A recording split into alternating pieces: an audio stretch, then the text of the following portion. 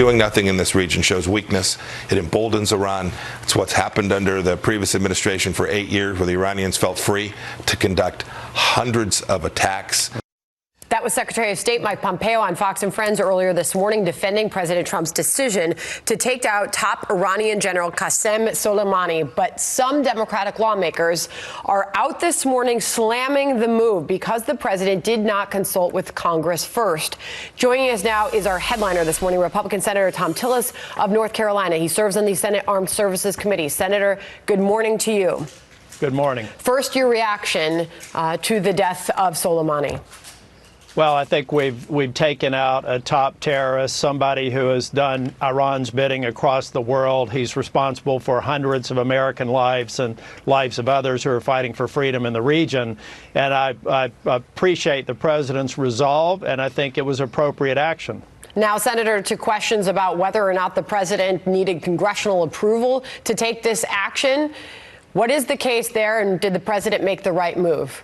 I think he did. I think Secretary Pompeo and all of the advisors, the intelligence community, they had the right information, they had the right location, they had the right target. I have no doubt that they examined their presidential authorities and they acted appropriately. And the complaints about not consulting Congress before this action, this is a highly sensitive action that had to be closely held in the same way that previous attacks on terrorist leaders have been executed.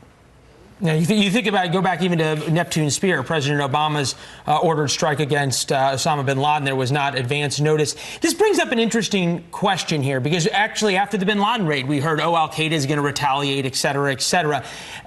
Is there an argument on the other side of that, Senator, that the world is a safer place when the schoolyard bullies aren't allowed to run amok? Well, I think that Suleimani being able to do what he's done for 20 years is a testament to the fact that he needed to be taken out. I mean, this is a country, the top state sponsor of terror in the world. Hundreds of millions of dollars going to terrorist organizations across the globe, including our hemisphere. He was at the front of it. He's been at the front of the latest attacks on I believe, the American embassy in Baghdad. And keep in mind that this strike was only about 15 miles away from the American embassy in Baghdad. How could anyone think that Suleimani was going over there to make peace? He was going there to orchestrate the next wave of violence in Iraq, putting American men and women at risk. Now Iran is vowing revenge, retaliation, harsh retaliation. How does the United States need to respond, and how do we protect the American people? I think we would have to respond definitively, but keep in mind they've had maritime attacks in the Gulf of Oman, they've had maritime attacks in the Persian Gulf, they attacked an Arabian oil field.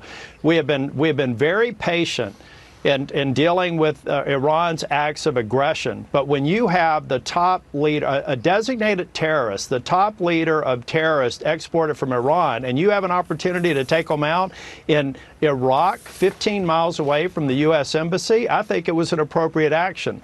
And the Iranian government needs to understand, at some point, we have to say enough is enough. We have seen a number of attacks that America has had a very measured response to, but when you send your top terrorist for your country, I mean, basically the deputy foreign minister, into Iraq and think that that's going to stand, I think the president proved that it's not going to, and he made the right decision. Senator, it's interesting you bring up how this was done, because the reporting out there is that the United States could have taken him out for years.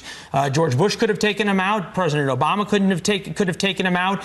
This guy flew around really with impunity throughout the Middle East, on private planes in and out of Syria, in and out of Erbil, next to U.S. military aircraft, etc. What seems to have changed all this is the point you made, is that he was there to organize new attacks against the United States. Do you wonder if and when the United States, meaning the president and his team, need to share a little bit more about that of their intelligence? Well, I think the one thing that we need to keep in mind, none of the U.S. reactions have been offensive. They've more or less been defensive. If you take a look at the missile strikes last week in Iraq, that resulted in the strikes that the U.S. executed last week. What we're trying to do is try to de-escalate the tensions in the region, but at some point, when Iran continues to poke around the perimeter and test our resolve, there has to be a consequence for it, and that's what we saw last night. Nancy Pelosi obviously has put out her own statement reacting to the airstrikes. She says that they risk provoking further dangerous escalation of violence. She said we cannot afford to have tensions escalate to the point of no return. Her demand now is that Congress must be immediately briefed on the serious situation, on the next steps under consideration by the administration. How do you expect that coordination between the White House and Congress to look in the hours and days to come? Well, first, let's go back to that statement. What Nancy Pelosi is saying is she's okay that Suleimani was within a 15-minute cab ride to the American embassy after orchestrated attacks last week of our embassy that were clearly coordinated by Iran. She's okay with that. The president made that area safer by taking out someone who I have no doubt was working with his proxies in the area for the next wave of attacks on U.S. interests.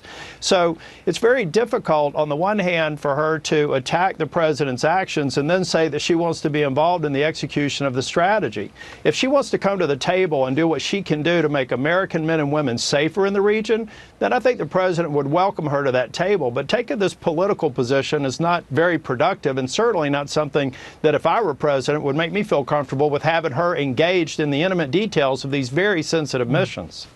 Still, there's a delicate nature as to how we proceed in the hours and days to come. Going back to Lindsey Graham's comments this morning, he called into Fox News talking about we need to send a message about the oil fields being at risk for Iran.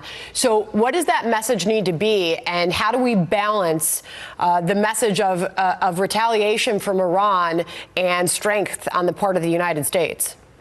I think the president is always going to, and his administration advises, a proportionate response. So if Iran makes the mistake of attacking U.S. interests or the interest of our allies, then they should expect a proportionate response. I hope it doesn't get to that. I hope that Iran recognizes that we respect their borders, but we do not respect when they go outside of their borders and put men and women at risk who are trying to stabilize the region and also protect our ally Israel. But Senator, isn't this the disproportionate response? Isn't this the punch in the nose to the bully on the playground? No, I don't agree with that. I think if you take a look at where Suleimani's been in Syria and in various parts of Iraq and orchestrating terror around the world, this is not about any one incident. This is about 20 years of terror under Suleimani's watch, and last night he was held accountable, and I think appropriately so. But still, what are your fears as far as terrorism and now talk of cyber attacks, Senator? Well, Iran's got a very sophisticated cyber capability, and so does the United States. So the proportionate response, whether it's in any interest in the Middle East or in the cyber domain, needs to be definitive and appropriate. And I believe that this president will take action if he sees and can very clearly attribute it to Iranian interests or surrogates or proxies. All right, Senator Thom Tillis joining us on this breaking situation overnight, learning of the death of Soleimani. We appreciate you coming on with us this morning, sir. Thank you. Thank you. All right. Thank you.